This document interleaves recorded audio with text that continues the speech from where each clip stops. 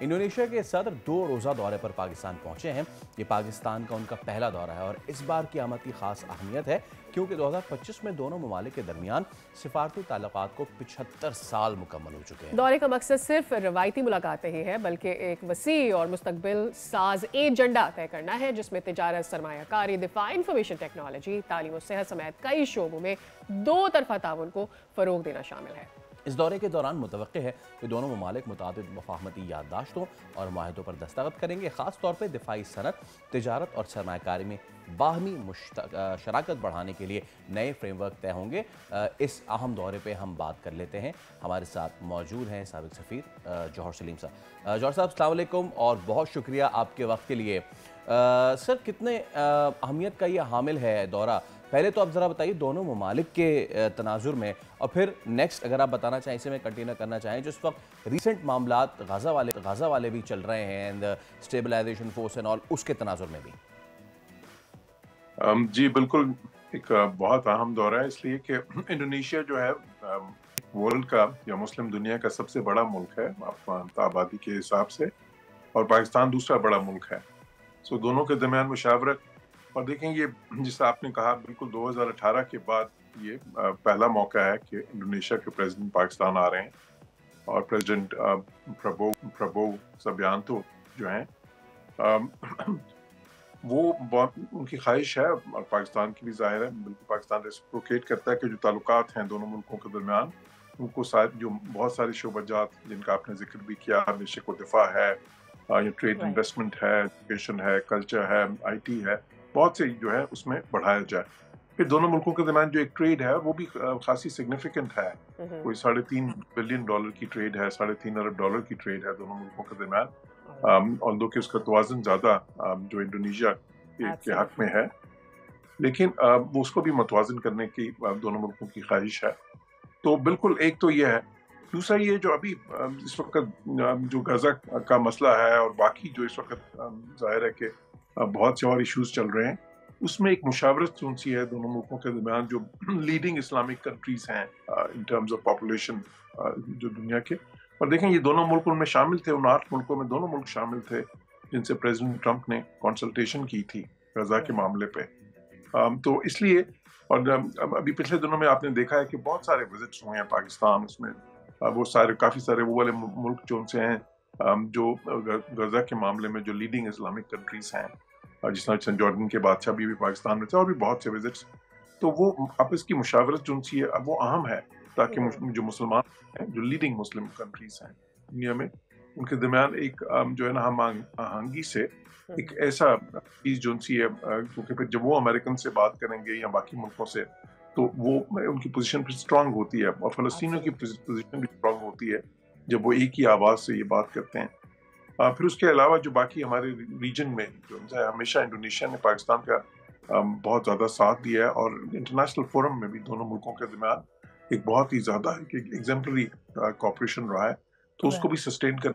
अच्छा, Pakistan has been learning from its mistake, लेकिन हमने देखा है कि हम कभी भी अपनी जो अपॉर्चुनिटीज़ हैं उनको उस तरह से कैपिटलाइज नहीं कर पाए। ख़ास करके अगर हम बात करते हैं कि हमारे जितने भी स्किल्ड वर्कर्स हैं हम उनको दूसरे मुल्कों में उस तरह से नहीं भेज पाए, और वहाँ उनको उतनी फैसिलिटेशन भी नहीं मिले। सो बेसिकली हम ऑब्वियसली रेमिटेंसेस से बहुत फ़ायदा हासिल करते हैं, लेकिन हमारी कैपेसिटी उससे कहीं ज़्यादा की है। इंडोनेशिया एक बड़ी मार्केट है। Are we looking forward towards that too? जी बिल्कुल, that could be one of the elements। देखें लास्ट ईयर आपने देखा होगा IOM के जो फिगर्स थे, जो है उसमें पाकिस्तान वो मुल्क था दुनिया का जिससे सबसे ज्यादा अफरादी कुव्वत बाहर गई, 1.6 मिलियन के लोग। तो इंडिया सेकंड था जो कि उससे आधे थे ऑलमोस्ट। तो मेरा ख्याल है कि पाकिस्तान से बहुत ज्यादा लोग अभी भी जा रहे हैं। ये आपकी बात बिल्कुल ठीक है कि रेमिटेंसेस जो हैं that has become the largest source of foreign exchange for Pakistan, above the exports, because अब exports से भी आपकी significantly ज़्यादा हैं इस वक्त remittances।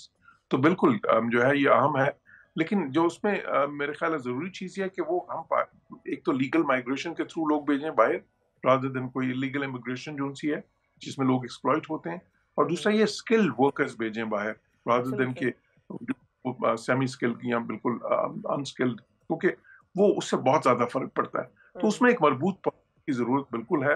اور دیکھیں اس کی گنجائش بالکل انڈونیشیا میں بھی ہے. خیر ان کی اپنی آبادی بھی کافی بڑی ہے لیکن پھر بھی اس کی کچھ گنجائش تو ہوتی ہے, لیکن زیادہ گنجائش میرے خیال میں ان ملکوں میں ہے جہاں میں آبادی کی شرح جو سی ہے, جو شرح اضافہ ہے وہ اس وقت کم ہو رہی ہے. مثال کے طور پہ حالانکہ ٹھیک ہے ادھر اینٹی امیگریشن ایک سینٹیمنٹ بھی ہے, بٹ اسٹل اسکل لوگوں کے لیے جو ہے نا, ویل ایجوکیٹڈ لوگوں کے لیے اس کی, اور ایک لیگل مائگریشن کی تھرو اس کی بہت ساری جو ہے نا گنجائش موجود ہے مغربی اقوام میں خصوصاً. جوہر صاحب, اسکل ورکر سے اپنا کینوس اگر ہم تھوڑا سا وسیع کریں, Indonesia the biggest Muslim population country, لیکن اس سے ہمارے تجارتی تعلقات وہ نہیں ہیں جو اس کے بھارت سے ہیں, یہ بات بڑی صاف اور بڑی عیاں ہے. What can we do at this level? ہم نے ابھی بتایا اپنے ابتدائیے میں کہ 75 سال کے ہمارے ڈپلومیٹک ریلیشنز ہیں, تو isn't it the high time کہ ہم اس چیز کو اب ہٹ کریں کہ چلے جی اپنا جو تجارتی حجم ذرا وہاں بھی بڑھایا جائے, بہت بڑی مارکیٹ ہے, اسٹرانگ اکانومی ہے. what do we have to offer to them and what do they have to offer to us? بالکل جی, اس چیز کے دو پہلو ہیں, دو فیسٹس ہیں اس کے. دیکھیں ایک تو یہ کہ ہمیں بالکل اپنی ایکسپورٹس کو تھوڑے اور ڈائیورسیفائی کرنے کی ضرورت ہے, کیونکہ ان سے تو ہم پام آئل لیتے ہیں نا بلینز آف ڈالرز کا انڈونیشیا سے, تو وہ ایک ہماری بڑی امپورٹ ہے. اب ہم جو ایکسپورٹ کرتے ہیں ہماری ایکسپورٹ ٹریڈیشنل ہیں, آپ کو پتہ ہے, جس طرح ٹیکسٹائلز ہیں یا لیدر ہے یا کارپیٹس ہیں یا کچھ فوڈ پروڈکٹس ہیں, تو وہ پھر انڈونیشیا جیسے ملک بہت زیادہ تو نہیں لیتے کیونکہ وہ خود بھی ان کی اپنی جو ہے نا اکانومی بھی اسی قسم کی ہے, تو اس میں پھر وہ اس طرح کی کمپلیمنٹیریٹیز تو نہیں بنتی. تو ایک تو ہمیں اس کی ضرورت ہے ڈائیورسیفائی کرنے کی.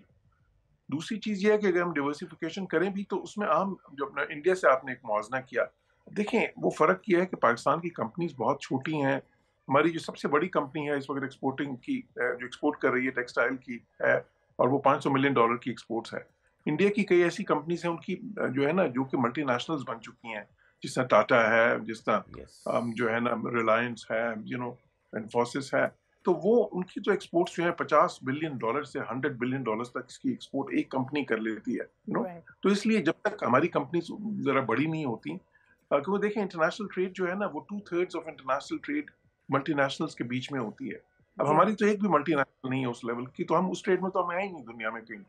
تو اس لیے اگر ہم نے اس میں آنا ہے تو ہمیں اپنے اس طرح کے انیبلنگ انوائرمنٹ بنانا پڑے گا کہ جس سے ہماری کمپنیز گرو کریں, اور پھر ان کے پاس وہ ریسورسز ہوں کہ وہ ڈائیورسیفائی کریں. ابھی تو وہ صرف فوکس ہی کہاں کرتی ہیں ایکسپورٹ کے لیے, بیسیکلی یورپ اور امریکہ, یورپ اور نارتھ امریکہ, لیکن وہ دیکھیں ان کو افریقہ میں, ساؤتھ ایسٹ ایشیا میں, ایسٹ ایشیا میں, جو ہے نا لیٹن امریکہ میں, ان ساری لیکن وہ تبھی کر سکیں گی اگر وہ گرو کر کے تھوڑی بڑی ہوں گی, تاکہ ان کے پاس وہ تھوڑا رسک ایپیٹائٹ ہوگا, کوالٹی کنٹرولز ہوں گے, مارکیٹنگ نیٹ ورکس ان کے بڑے ہوں گے, ٹیکنالوجی زیادہ ان کی سوفسٹیکیٹڈ ہوگی.